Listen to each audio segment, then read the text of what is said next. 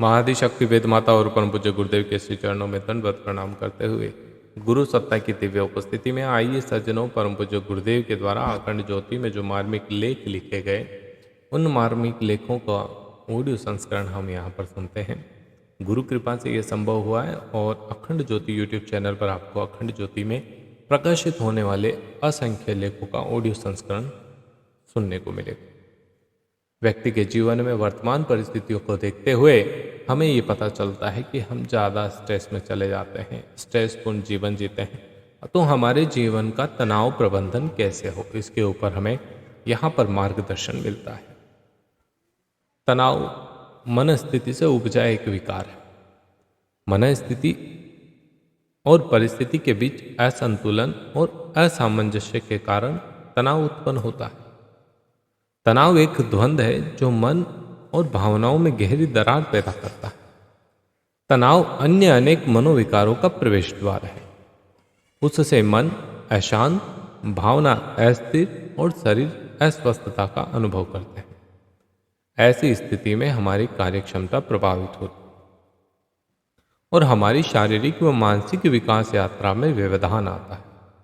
इससे बचने का एकमात्र उपाय है परिस्थिति के साथ तालमेल रखना, जिससे तनाव रूपी विकार को हटाया या मिटाया जा सकता है। परिस्थिति को अस्वीकार न करने पर तनाव पैदा होता है। यह तनाव कई प्रकार का होता है। पारिवारिक तनाव हो सकता है, आर्थिक तनाव हो सकता है, ऑफिस का तनाव हो सकता है, या रोजगार को लेकर तनाव हो सकता है, या फिर आपके सामाजिक तनाव भी हो सकता है, समाज को लेकर। मनोनुकूल परिस्थिति परिवेश के अभाव में व्यक्ति उद्विग्न, अशांत और तनावग्रस्त हो उठता है।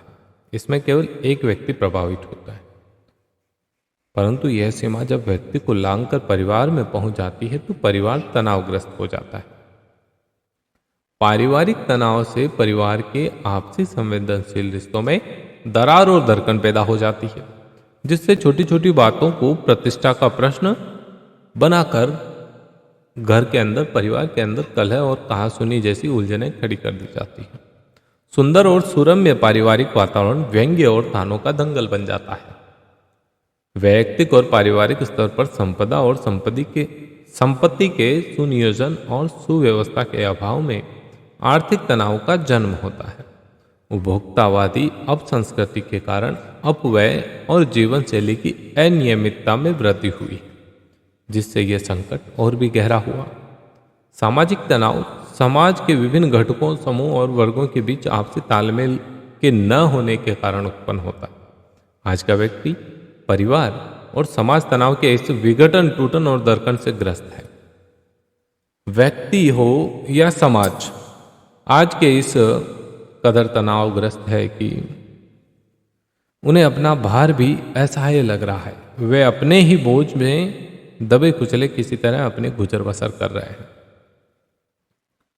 तनाव परिस्थिति से नहीं बल्कि मन स्थिति से उपजता है। इस बात को ध्यान से समझ लेना। अगर ऐसा नहीं होता तो विपरीत और प्रतिकूल परिस्थितियों में भी आशा, उत्साह और उमंग की परिकल्पना नहीं की जा सकती। जीवट के धनियों और मनीषियों ने प्रतिकूलताओं में जीवन की राह खोजी है, अपने गंतव्य लक्ष्य को प्राप्त किया है। सूरदास, अष्टावक्र, सुकरात आदि मनुष्यों ने शारीरिक विकृति के हिंताजन्य तनाव नहीं माना और इसी समाज में उत्कृष्ट और सफलता की बुलंदियों को स्पर्श किया। बात सत्य है, किया कि नहीं? संत तुकाराम का पारिवारिक जीवन तनाव के घनघोर कुहासों में गिरा हुआ था, परंतु वे इस कुहासा हताशा के आवरण को चीरकर भक्ति की भावधारा में सदा सराबोर रहते थे। कबीरदास के जीवन में आर्थिक तनाव सघन घन बनकर बरसा था, परंतु प्रभु के अलावा किसी के आगे उनके हाथ नहीं पसरे, किसी से उन्होंने याचना नहीं की। अलमस्त और आनंद पूर्वक जिंदगी जीकर दिखा दी। सामाजिक निंदा, अपमान और तिरस्कार रूपी गहन आंधी तूफान के बीच मीराबाई ने कृष्ण भक्ति की ज्योत जलाई। विपरीत परिस्थितियों में इन महामानवों ने जितना कर दिखाया उतना तो सामान्य और सहज परिवेश में भी संभव नहीं है। इसका एकमात्र कारण है मन स्थिति की सुदृढ़ता, मन स्थिति की सशक्तता। तनाव परिस्थितियों में नहीं, दुर्बल व अशक्त मनस्थिति में वास करता है। मनुष्यों और मनस्वियों को यह स्पर्श नहीं कर पाता। तनावजन्य मनोविकारों का आक्रमण केवल दुर्बल और कमजोर मानसिकताओं पर होता है। परिस्थिति तो सबके लिए समान होती है। एक ही परिस्थिति में रहने वालों में ऐसे संकल्पवान अपने इच्छित लक्ष्य को प्राप्त कर लेता है और विकल्प तलाशने वाला केवल विकल्प तलाशते रह जाता है। परिस्थिति जन्य तनाव ही प्रमुख व प्रबल होता है। एवरेस्ट के शिखर पर चढ़ा नहीं जा सकता था, अटलांटिक क्षेत्र की शीत में रहकर अनुसंधान नहीं किया जा सकता था और ज्वालामुखी की भीषण गर्मी में उतरने का साहस नहीं संजोया जा सकता था। तनाव न तो परिस्थितियों में है और न मनस्वियों में पनपता है, बल्कि ये पनपता है केवल कमजोर और संशयी मन नक्षत्र में। जिसका मन परिस्थिति से तालमेल नहीं बैठा पाता, उसी के अंदर तनाव जन्य विकृतियां अपना जाल बनाती। ऐसे व्यक्तियों का तंत्रिका तंत्र मन के आवेग को सहने संभालने हेतु असमर्थ होता है। कष्ट कठिनाइयों का हल्का झोंका भी इन्हें तार तार कर देता है। तनाव मुख्य रूप से सिंपैथेटिक नर्वस सिस्टम को प्रभावित करता है। तनाव से यह तंत्रिका तंत्र अत्यंत सक्रिय हो जाता है। इसकी सक्रियता हृदय गति और रक्त शर्करा के स्तर को बढ़ाने में सहायक होती है और इससे घबराहट होती है, सिर भारी होता है। ऐसी अवस्था में नकारात्मक विचार उठते हैं, मन में निराशा हताशा के बादल मंडराने लगते हैं। ये निराशाजनक विचार सेरिब्रल कॉर्टेक्स को प्रभावित करते हैं। तनाव के दौरान सक्रिय सिंपैथेटिक नर्वस सिस्टम एड्रेनलिन और नॉर एड्रेनलिन हार्मोन का स्राव तेज कर देता है। जब एड्रेनलिन के अधिक स्राव में होने से जब ज़्यादा स्राव होता है तो हृदय गति बढ़ जाती है, मांसपेशियों में विकृति उत्पन्न होती है। नॉर एड्रेनलिन हार्मोन रक्तवाही नलिकाओं को संकुचित कर देता है। परिणाम क्या होगा? रक्त का दबाव बढ़ जाता है। तो ये सब किससे होता है? तनाव के कारण होता है। अब तनाव उत्पन्न हो रहा है मन से। तनाव से मन प्रभावित होता है। प्रभाव अंतःस्रावी ग्रंथियों में भी हलचल उत्पन्न करता है। आधुनिक साइको एंडोक्राइनोलॉजी के अनुसार मन और अंतःस्रावी ग्रंथियों के बीच अंतर संबंध होता है। इतना समझ लीजिए। इस संदर्भ में स्पष्ट प्रतिपादन नहीं हो सका, लेकिन यह सुनिश्चित तथ्य है कि मन अंतःस्रावी ग्रंथियों को सूक्ष्म रूप से प्रभावित करता है। तनाव के दौरान पिट्यूटरी, थायराइड, पिनियल, एड्रेनलिन जो ग्रंथियां हैं ये ज़्यादा क्रियाशील हो जाती है। एड्रेनलिन ग्रंथि से उत्पन्न एड्रेनलिन हार्मोन को तो तनाव हार्मोन कहा जाता है। ये बात ध्यान रखो, क्योंकि तनाव के हल्के झोंके से इसका स्राव आरंभ हो जाता है। तनाव से एसीटीएच, एड्रेनो कार्टिकल हार्मोन और कार्टिसोन का एक स्तर एकाएक बढ़ जाता है। कार्टिसोन सोचने विचारने की प्रक्रिया को तीव्र कर देता है और इसकी अधिकता और स्थायित्व अत्यंत हानिकारक होता है हमारे लिए। मिसौरी यूनिवर्सिटी के एक अनुसंधान से ज्ञात हुआ है कि एक फुटबॉल खिलाड़ी में फुटबॉल खेलने के पश्चात कार्टिसोन के स्तर में वृद्धि हो जाती है, जो कई घंटों के बाद अपने सामान्य स्तर में आता है। मानसिक तनाव से भी कार्टिसोन की मात्रा इतनी बढ़ जाती है कि इसे सामान्य स्तर में आने में कई दिन लग जाते हैं। तनावजन्य नकारात्मक और निषेधात्मक विचारों से शरीर की प्रतिरक्षात्मक प्रणाली पर भी विपरीत असर पड़ता है। तनाव की अवधि में WBC श्वेत रुधिर कणिकाएं जो होती हैं की सहज सक्रियता कम हो जाती है। ये कोशिकाएं शरीर की रोगों से रक्षा करती है, शरीर को स्वस्थ और निरोग बनाए रखने में अहम भूमिका निभाती है। तनाव इस प्रतिरक्षात्मक प्रणाली की मुस्तैदी को कम कर रोगों को प्रवेश करने का अवसर प्रदान करता है। नकारात्मक विचार मस्तिष्क में एंडार्फिन हार्मोन को घटा देता है, जबकि सकारात्मक सोच इसमें अभिवृद्धि करती है। यह हार्मोन प्रतिरक्षा प्रणाली को पुष्ट और सुदृढ़ बनाता है, जिससे शरीर स्वस्थ और प्रसन्न रहता है। तनाव से मन में कई प्रकार के मनोविकार अपना स्थान आवास बना लेते हैं। WR लोलो ने अपने शोध ग्रंथ स्ट्रेस एंड हेल्थ इस विषय में अनेक अनुसंधान अन्वेषण के निष्कर्षों का उल्लेख किया है। इसके अनुसार तनाव में चिड़चिड़ापन पैदा हो जाता है। ऐसे व्यक्तियों का मानसिक संतुलन लगभग गड़बड़ा जाता है। परिणाम नींद न आना, हताशा, निराशा, कल्पनाओं में खोए रहना, डरना नहीं, डर लगा रहता है। और इससे मनोरोगों का प्रादुर्भाव होता है। ऐसे लोगों में निर्णय करने की क्षमता नहीं होती। यह सही भी है, क्योंकि निर्णय तो शांत मस्तिष्क और स्थिर भाव विचारों से लिया जाता है। इनको मेहनत और श्रम के अनुरूप परिणाम नहीं मिलता। इनका अधिकतर समय श्रम और चिंतन व्यर्थ के कार्यों में नियोजित होता है। इस कारण ऐसे लोगों को सदैव असफलता का मुंह देखना पड़ता है, जिससे इनका आत्मविश्वास डिगा हुआ होता है।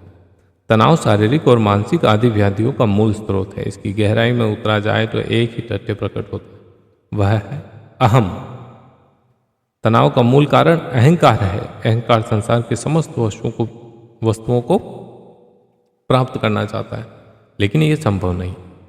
ऐसा संभव हो ही नहीं सकता। यह असंभव असमंजसता पैदा करता है, जिसके कारण तनाव सिर उठाने लगता है। तनाव को पूर्णतः दूर करने के लिए आवश्यक है अहंकार की परतों को हटाना मिटाना, क्योंकि अहंकार हर छोटी बात को प्रतिष्ठा का प्रश्न बनाकर फुफकारने लगता है। फिर सामंजस्य और समरसता कैसे आ सकती है? इसके अभाव में तनाव प्रबंधन कारगर नहीं हो सकता। तनाव प्रबंधन इसी को ध्यान में रखकर किया जाए तो सफल हो सकता है। अब जो ये तनाव प्रबंधन है, इसके अंदर ओक्टापेग नाम की एक वर्कशॉप होती है जो ज़्यादा प्रसिद्ध होती है। मतलब ओपननेस, खुलापन, कोलेब्रेशन, सहयोग, ट्रस्ट, विश्वास, ऑटोनॉमी, स्वायत्तता, पॉसिबिलिटी, संभावना, ऑथेंटिसिटी, प्रामाणिकता, कंट्रीब्यूशन, योगदान, यही है ओक्टापेग। तनाव प्रबंधन का प्रथम सूत्र है वैचारिक खुलापन, अर्थात आग्रह, पूर्वाग्रह, हठाग्रह का अभाव, अच्छे विचारों को स्वीकृति और समर्थन देना। इसी के आधार पर सहयोग सद्भाव की भूमि तैयार करना। सहयोग से स्वार्थ वृत्ति मिटती है, सेवा का भाव पनपता है, जिससे अपना विश्वास प्रगाढ़ होता है। और विश्वास ही विकास का मूल मंत्र है, उन्नति प्रगति का साधन सोपान है। इस स्थिति में आकर ही स्वायत्तता की परिकल्पना की जा सकती है और स्वतंत्र रूप से अपनी योजना को कार्य रूप प्रदान किया जा सकता है। इसी में आंतरिक चेतना के परिष्कार तथा बाह्य उन्नति की समस्त संभावनाएं सन्निहित है। संभावना जब मूर्त रूप लेती है तो प्रामाणिकता के रूप में अभिव्यक्ति पाती है। प्रामाणिकता आत्मविश्वास को जन्म देती है। तभी महान कार्य हेतु स्वयं का योगदान संभव हो सकता है और दूसरों का सहयोग मिल सकता है। तो साथियों, तनाव प्रबंधन का जो ये सूत्र है OCTAPACE, openness, collaboration, trust, autonomy, possibility, authenticity, contribution, ये बहुत जरूरी है। इसी में तनाव का समाधान समाहित है। इसके साथ सर्वशक्तिमान ईश्वर के प्रति श्रद्धा और आस्था की भावना। ईश्वर सर्वसमर्थ है, वह हमारी सभी समस्याओं का समाधान, सभी कठिनाइयों का हल, हताशा के कुहासे में ज्योतिर्मय पथ प्रदर्शक है। वह हमारे तनाव का निवारक भी है। वह हमारे सभी मनोविकारों के सघन जंजाल को काटकर उत्साह, आनंद, प्रकाश से भर सकता है। उसकी स्मृति को हृदय में बनाए रखने के लिए गायत्री मंत्र की एक माला का न्यूनतम जप करना चाहिए। प्रत्येक दिन अपने नए जीवन का आत्मबोध और प्रत्येक रात्रि अपनी मृत्यु का अनुभव, ये बहुत जरूरी है। ये तत्वबोध भी आपको तनाव मुक्ति के लिए रामबाण साधन है। ईश्वर के प्रति गहन आस्था, तत्वबोध, आत्मबोध की साधना से मन स्थिति इतनी सक्षम समर्थ हो जाती है कि वह किसी भी परिस्थिति से तालमेल कर अपने अभिष्ट लक्ष्य की ओर अग्रसर हो सकती। यही तनाव का एकमात्र निदान है और उच्च स्तरीय जीवन का पाथ्य पथ है।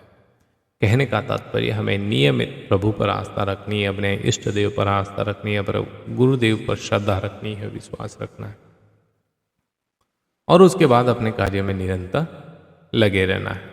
तो आप तनाव रहित जीवन जी सकते हैं। प्रिय सज्जनों, उम्मीद करूंगा कि प्रसंग आपको बहुत अच्छा लगा होगा। आम जीवन में प्रत्येक व्यक्ति तनाव से गुजरता है, उसको कैसे हैंडल करना चाहिए, ये आज के ऑडियो पॉडकास्ट में हमने समझा और सुना। प्रसंग यदि अच्छा लगा तो लाइक शेयर करिएगा। अभी तक हमारे साथ नहीं जुड़े तो अवश्य जुड़ जाइएगा। अखंड ज्योति पत्रिका में प्रकाशित होने वाले जो लेख हैं उनका ऑडियो पॉडकास्ट आप तक पहुंचाया जा रहा है। जय गुरुदेव।